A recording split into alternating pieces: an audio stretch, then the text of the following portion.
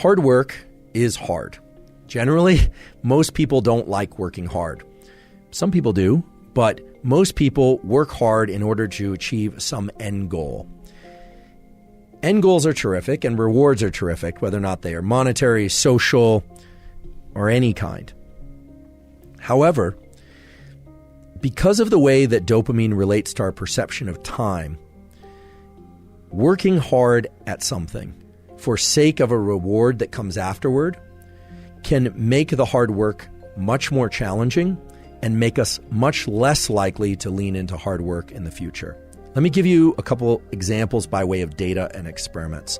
There's a classic experiment done actually at Stanford many years ago in which children in nursery school and kindergarten drew pictures. And they drew pictures because they like to draw. The researchers took kids that like to draw and they started giving them a reward for drawing. The reward generally was a gold star or something that a young child would find rewarding. Then they stopped giving them the gold star, and what they found is the children had a much lower tendency to draw on their own. No reward. Now, remember, this was an activity that prior to receiving a reward, the children intrinsically enjoyed and selected to do. No one was telling them to draw. What this relates to is so-called intrinsic versus extrinsic reinforcement. When we receive rewards, even if we give ourselves rewards for something, we tend to associate less pleasure with the actual activity itself that evoked the reward. Now, that might seem counterintuitive, but that's just the way that these dopaminergic circuits work. And now understanding these peaks and baselines in dopamine, which I won't review again, this should make sense. If you get a peak in dopamine from a reward, it's going to lower your baseline, and the cognitive interpretation is that you didn't really do the activity because you enjoyed the activity, you did it for the reward. Now, this doesn't mean all rewards of all kinds are bad, but it's also important to understand that dopamine controls our perception of time. When and how much dopamine we experience is the way that we carve up what we call our experience of time. When we engage in an activity, let's say school or hard work of any kind or exercise, because of the reward we are going to give ourselves or receive at the end, the trophy, the sundae, the meal, whatever it happens to be, we actually are extending the time bin over which we are analyzing or perceiving that experience. And because the reward comes at the end, we start to dissociate the neural circuits for dopamine and reward that would have normally been active during the activity.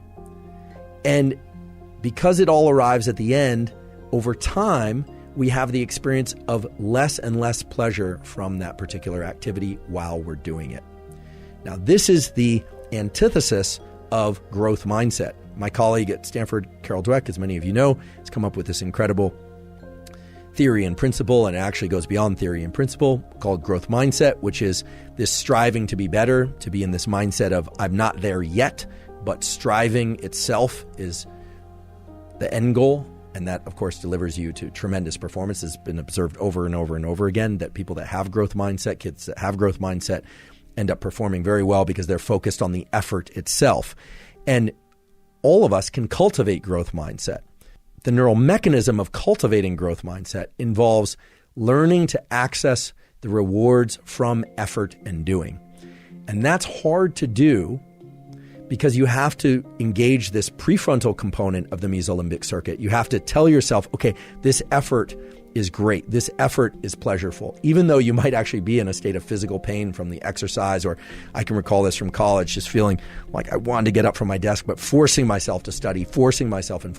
What you find over time is that you can start to associate a dopamine release. You can evoke dopamine release from the friction and the challenge that you happen to be in. You completely eliminate the ability to generate those circuits and the rewarding process of being able to reward friction while in effort if you are focused only on the goal that comes at the end, because of the way that dopamine marks time. So if you say, oh, I'm going to do this very hard thing and I'm going to push for that end goal that comes later, not only do you enjoy the process of what you're doing less, you actually make it more painful while you're engaging in it. You make yourself less efficient at it, because if you were able to access dopamine while in effort, dopamine has all these incredible properties of increasing the amount of energy in our body and in our mind, our ability to focus by way of dopamine's conversion into epinephrine.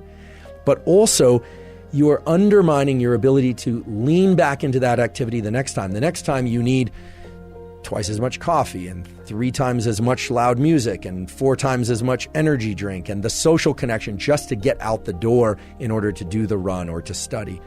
So what's more beneficial, in fact, can serve as a tremendous amplifier on all endeavors that you engage in, especially hard endeavors, is to not start layering in other sources of dopamine in order to get to the starting line, not layering in other sources of dopamine in order to be able to continue, but rather to subjectively start to attach the feeling of friction and effort to an internally generated reward system. And this is not meant to be vague. This is a system that exists in your mind, that exists in the minds of humans for hundreds of thousands of years, by which you're not just pursuing the things that are innately pleasurable, food, sex, warmth, water when you're thirsty, but the beauty of this mesolimbic reward pathway that I talked about earlier is that it includes the forebrain. So you can tell yourself the effort part is the good part. I know it's painful. I know this doesn't feel good, but I'm focused on this. I'm going to start to access